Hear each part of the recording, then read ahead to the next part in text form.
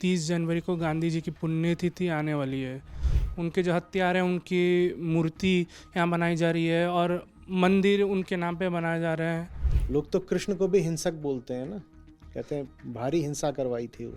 हिंसा का जब अर्थ नहीं समझा जाता तो यही सब कुछ होता है। महाभारत 100 बार दोहरा दोहरा के बोलती है अहिंसा परमो धर्म, तो इन्होंने कल्पना से जोड़ दिया कि महाभारत में लिखा है धर्म हिंसा तथा उचा। सोचो ये कौन सा संस्कृत का विद्वान होगा जिसके पास ये गए होंगे और क्या साजिश करी होगी कि जोड़ो इसमें धर्म हिंसा तथा उचा।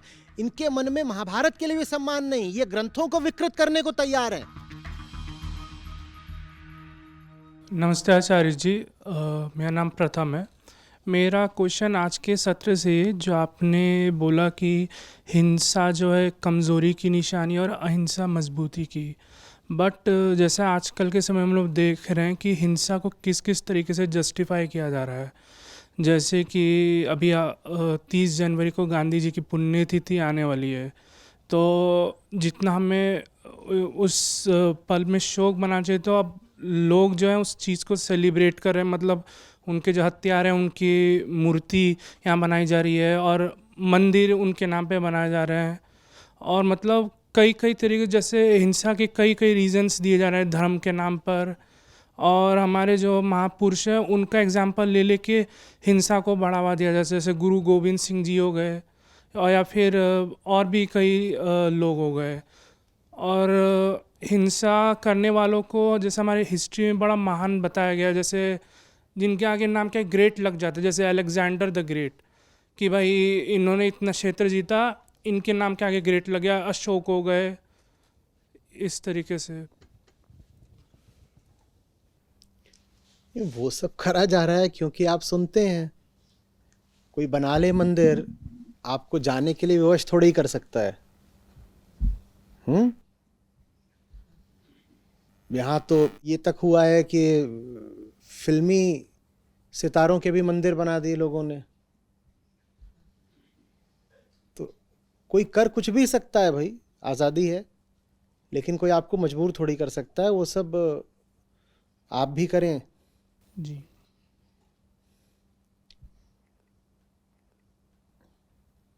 लोग तो कृष्ण को भी हिंसक बोलते हैं ना, कहते हैं भारी हिंसा करवाई थी वो। हिंसा का जब अर्थ नहीं समझा जाता तो यही सब कुछ होता है। उनके देखे कृष्ण हिंसक हैं, गुरु गोविंद सिंह हिंसक हैं,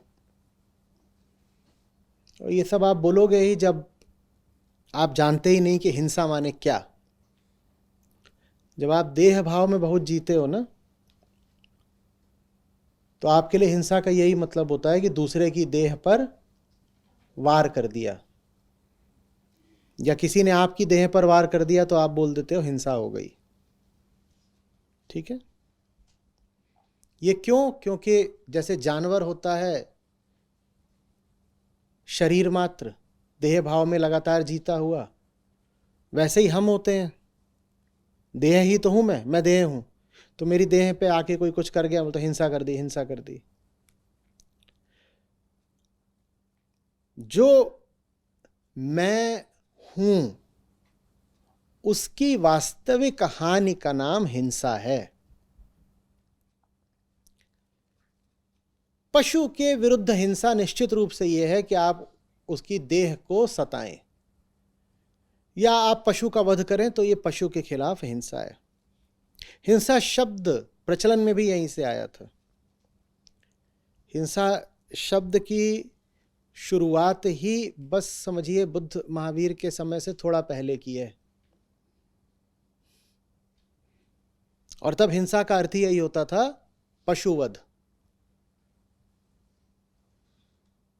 और इसीलिए महात्मा बुद्ध और भगवान महावीर दोनों के जो धर्म थे वो अहिंसा पर आधारित थे। जहां तक पशु की बात है, हिंसा का एक ही अर्थ होता है, आप उसके शरीर को कष्ट दे दें, क्योंकि पशु है ही क्या? शरीर। पर जब मनुष्यों की बात आती है तो वहां हिंसा का बिल्कुल दूसरा अर्थ होता है, क्योंकि मनुष्य शरीर मात्र नहीं है, और कोई मनुष्य शरीर मात्र हो तो वो जानवर ही हो गया। हमारे लिए हिंसा का अर्थ होता है दूसरे की मुक्ति की संभावना को रोकना, यह हिंसा है। और अपनी ही जिंदगी ऐसे जियो कि अपने ही बंधनों को पुख्ता करे जा रहे हो और कभी आजाद नहीं हो पाओगे, तो यह स्वयं के प्रति हिंसा है। यह होती है हिंसा। पशु के लिए शरीर से ऊपर कुछ नहीं होता, ठीक? मनुष्य के लिए शरीर से ऊपर होती है चेतना, और चेतना की मुक्ति ही जीवन का लक्ष्य है, और चेतना की हानि ही हिंसा कहलाती है। चेतना की मुक्ति जीवन का लक्ष्य है, और चेतना की हानि माने चेतना को बंधन में डालना ही हिंसा है। अब अगर चेतना की मुक्ति के लिए आवश्यक हो शरीर की हानि, तो इसको हिंसा बोलूं या अहिंसा? पशु के शरीर की हानि करो तो निश्चित रूप से क्या है? हिंसा। पर मनुष्य के लिए शरीर से ज्यादा महत्वपूर्ण क्या है? अगर चेतना की मुक्ति के लिए शरीर की हानि आवश्यक हो जाए तो इसको हिंसा कहेंगे? तो कृष्ण हिंसक थे क्या? कृष्ण हिंसक थे क्या? नहीं। कृष्ण का उद्देश्य शरीर की हानि नहीं है, चेतना की मुक्ति है। पर परिस्थितियां ऐसी हैं कि चेतना की मुक्ति नहीं हो पा रही है बिना युद्ध करे, माने बिना शरीर की हानि के। लक्ष्य यह है ही नहीं कि किसी का शरीर चोट खाए, लक्ष्य यह है कि चेतना मुक्ति पाए। कृष्ण परम अहिंसक हैं, क्योंकि कृष्ण चेतना की मुक्ति के लिए उद्यम कर रहे हैं, युद्ध कर रहे हैं। कृष्ण महा अहिंसक हैं।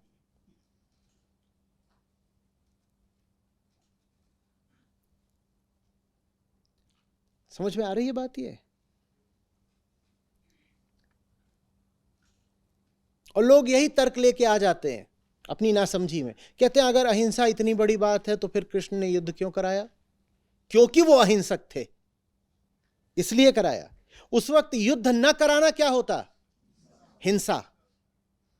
युद्ध न कराना हिंसा होता, क्योंकि युद्ध न कराकर चेतना कैसी रह जाती? बंधन में रह जाती। युद्ध न कराते दुर्योधन राजा बन जाता, दुर्योधन राजा बन जाता, जैसा राजा वैसी प्रजा, प्रजा भी सारी कैसी हो जाती? दुर्योधन ही जैसी हो जाती। क्योंकि जो आदर्श उच्चतम व्यक्ति स्थापित करता है उसी का अनुकरण सारी जनता करती है। अगर जो सबसे ऊपर बैठा है दिख रहा है कि यही धूर्त है और नालायकी से और तमाम तरीके के फर्जीवाड़े से ये सबसे ऊपर की कुर्सी तक पहुंच गया है, तो प्रजा को लगेगा यही तो फिर तरीका है सफलता का। ये दुर्योधन न जानता न समझता, लालच इसमें भरा हुआ है, छल कपट इसमें भरा हुआ है, और फिर भी ये सिंहासन पर बैठा हुआ है, तो सारी जनता ही वैसी हो जाती। माने सारी जनता की चेतना क्या होती?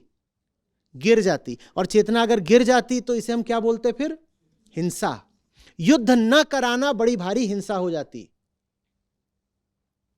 युद्ध न कराना हिंसा हो जाती।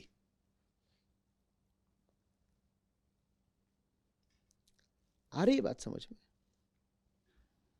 तो हमें पशु हिंसा रोकनी है। जब हम ऐसा कहें तो उससे क्या आशय है?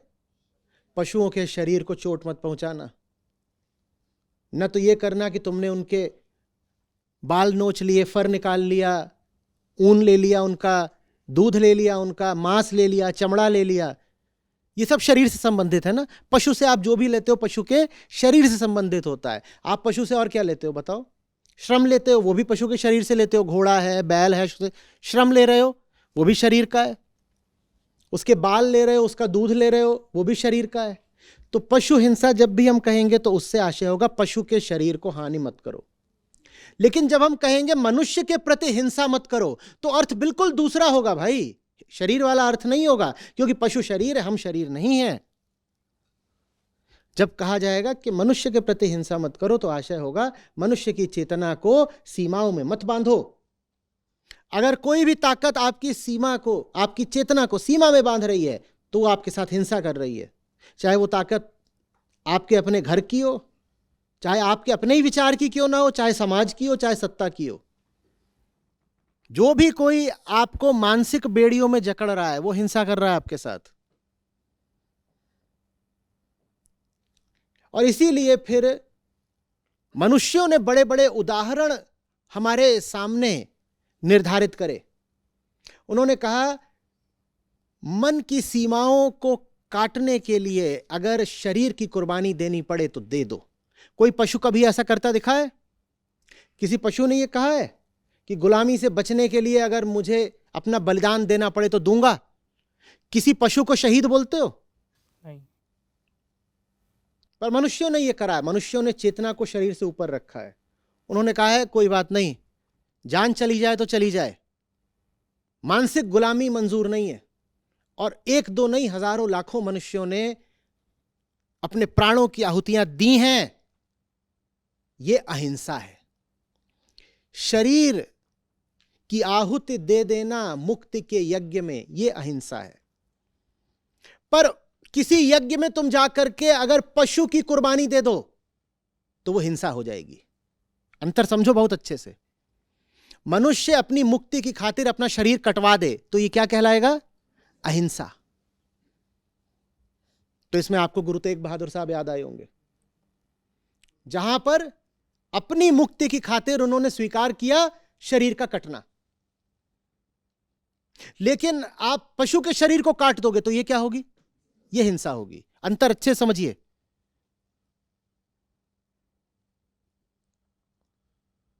आपके मन को अगर संकुचित किया जा रहा है तो आपके साथ क्या की जा रही है?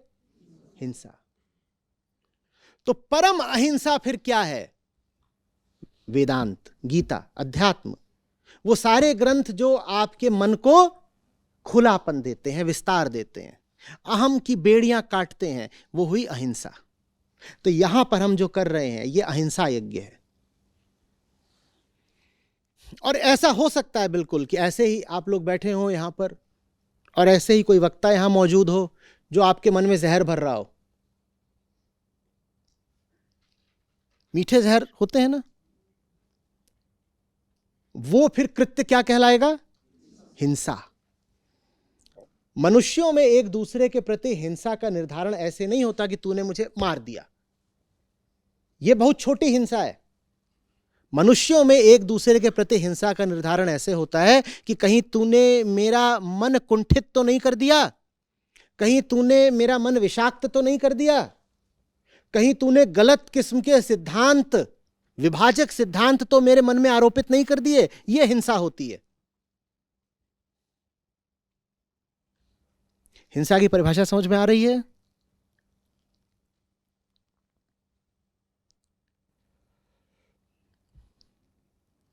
हिंसा माने हानि। बहुत सीधा तर्क है। हिंसा माने हानि। अब हानि किसको हो रही है ये देखना पड़ेगा ना, उसी से तय होगा कि हानि का प्रकार क्या होगा।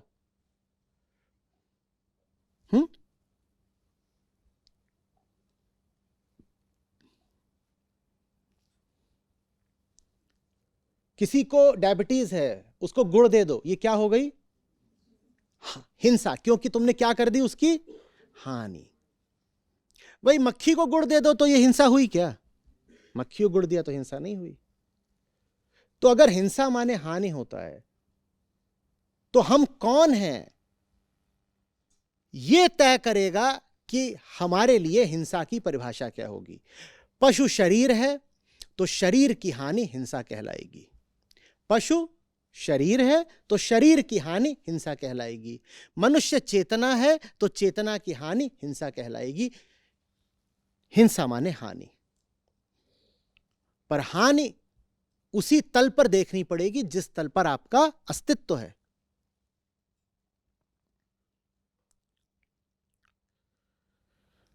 कुछ समझ में आ रही है बात?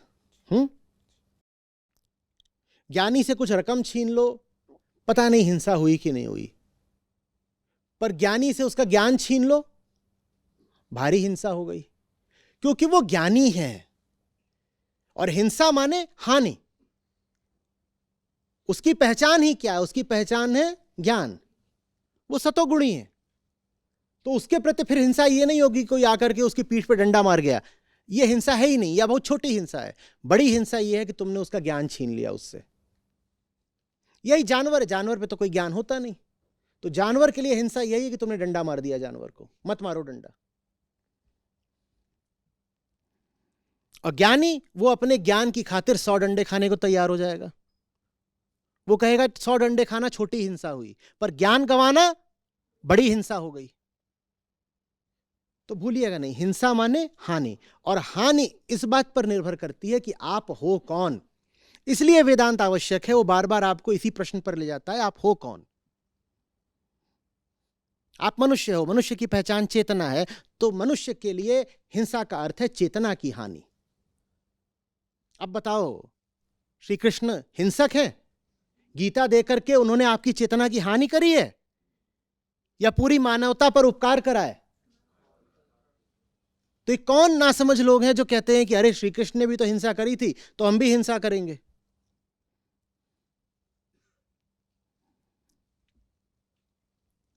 इन्होंने तो यह भी बता दिया कि शास्त्रों में लिखा हुआ है, महाभारत में लिखा हुआ है वही धर्म हिंसा तथैव च, जो कहीं लिखा ही नहीं है। महाभारत 100 बार दोहरा दोहरा के बोलती है अहिंसा परमो धर्म। तो इन्होंने कल्पना से जोड़ दिया कि महाभारत में लिखा है धर्म हिंसा तथैव च। सोचो ये कौन सा संस्कृत का विद्वान होगा जिसके पास ये गए होंगे और क्या साजिश करी होगी कि जोड़ो इसमें धर्म हिंसा तथैव च। इनके मन में महाभारत के लिए भी सम्मान नहीं, ये ग्रंथों को विकृत करने को तैयार हैं, बिना समझे कि ग्रंथ बोल क्या रहा है। अरे ग्रंथ के पास जा ही रहे हो तो ग्रंथ को समझने के लिए जाओ। अहंकार इतना बड़ा हो गया कि ग्रंथ को ही तोड़ मरोड़ दोगे। ग्रंथ तो उपहार है, ग्रंथ तो वरदान है ना। उसके पास जाया जाता है सर झुका के ताकि उसे समझ सको, या उसके पास कैंची लेके जाया जाता है।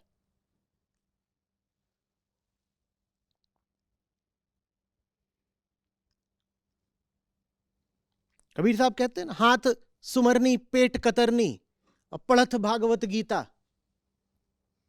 व्यंग करते हैं, कहते हैं हाथ में तो सुमरनी ले रखी है सुमिरन के लिए, क्या माला, और पेट में क्या रखी हुई है, कतरनी कैंची, और ये बताते हैं कि ये गीता पढ़ते हैं।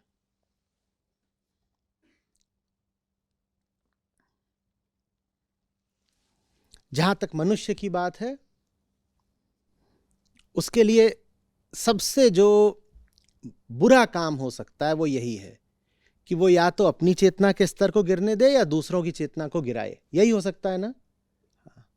तो इसलिए हिंसा महापाप है, हिंसा महापाप है।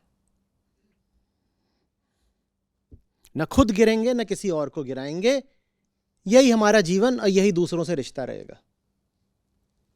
न खुद गिरूंगा न तुझे गिरने दूंगा। इससे सुंदर और क्या हम जन्म बिताएं, बताओ ना।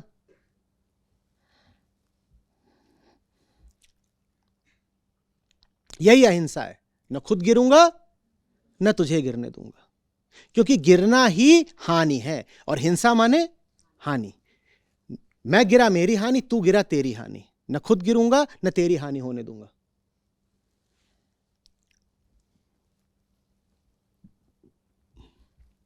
तो ये जो भी आप बोल रहे हो वो आता है वेदांत के प्रति अज्ञान से। भारत जब तक वेदांत के निकट नहीं जाएगा तब तक उसे इन मूल शब्दों का अर्थ समझ में ही नहीं आएगा। अहिंसा को लेकर के इतना जो विवाद है और मारामारी है वो इसीलिए क्योंकि हमें अहिंसा शब्द का मतलब ही नहीं पता है।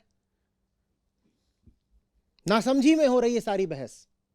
ये जानते ही नहीं अहिंसा माने है क्या। कुछ को कुछ समझ करके जुबानी तलवारें लड़ाए जा रहे हैं। स्पष्ट हो रहा है।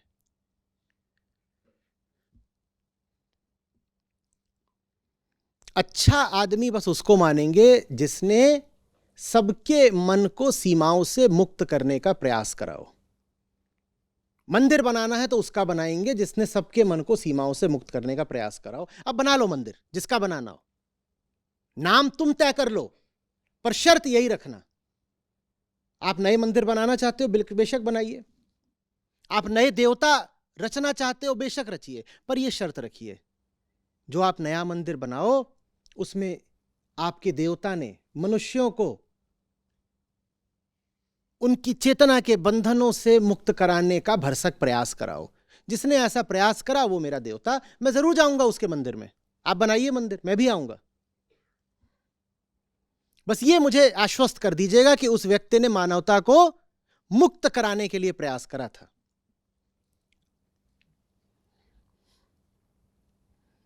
कुछ इसमें उलझ रहा है, कोई जटिलता है, कोई समस्या है, हाँ, तो आप मत उलझिएगा।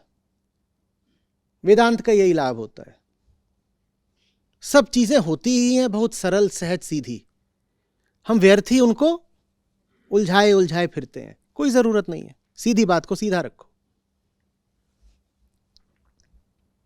स्पष्ट हुआ?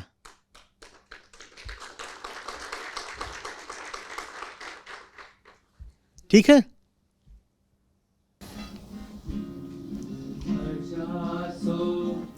जीता जग में राम भजा सो, जीता जग में राम भजा सो जीता, राम भजा सो जीता। हाथ सुमरनी पेट कतरनी, हाथ सुमरनी पेट कतरनी, पढ़त भगवत गीता, पढ़त भगवत गीता। हृदय शुद्ध किया नहीं बौरे, हृदय शुद्ध किया नहीं बौरे, कहत सुनत दिन बीता, कहत सुनत दिन बीता। राम भजा सो जीता जग में, राम भजा सो जीता जग में, राम भजा सो जीता, राम भजा सो जीता। आन देव की पूजा कीनी, आन देव की पूजा कीनी, गुरु से रहा मीता, गुरु से रहा मीता। धन यौवन सब यहीं रहेगा, धन यौवन सब यहीं रहेगा, अंत समय चले रीता, अंत समय चले रीता। राम भजा सो जीता जग में, राम भजा सो जीता जग में, राम भजा सो जीता, राम भजा सो जीता। बावरिया ने भावर डारी, बावरिया ने भावर डारी, मोह डाल सब कीता, मोह डाल सब कीता। कहे कबीर काल धर खई है, कहे कबीर काल धर खई है, जैसे मृग को चीता, जैसे मृग को चीता।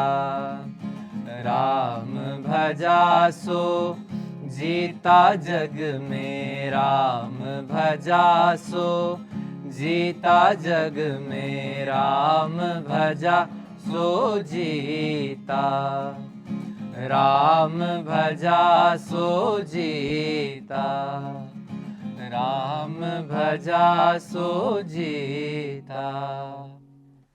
नमस्ते, मेरा नाम अटल है और मैं अब बाई प्रोफेशन एक मशीन लर्निंग इंजीनियर हूँ।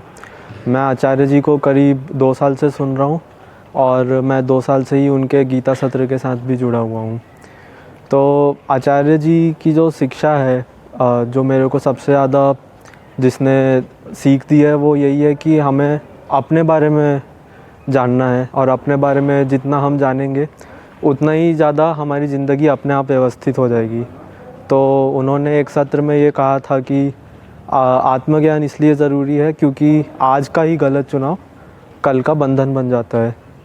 तो ये चीज़ हमको हमारा शरीर कैसा है, हमारी जो प्रकृति है, हम कैसे उस पे चलते हैं, वो सब गीता सत्र में काफ़ी अच्छे से समझाया जाता है। और उसी के माध्यम से जो आचार्य जी अपने काव्यात्मक अर्थ भी देते हैं हर श्लोक के गीता में, जो हिंदी में होते हैं, तो उसके माध्यम से आपको काफ़ी स्पष्टता भी मिलती है। तो इसलिए मैं सबको चाहूँगा कि सब आचार्य जी के साथ गीता से जुड़ें और इसका लाभ लें, और जो भी दूसरे वो कोर्सेज़ कराते हैं उसके थ्रू भी। Thank you.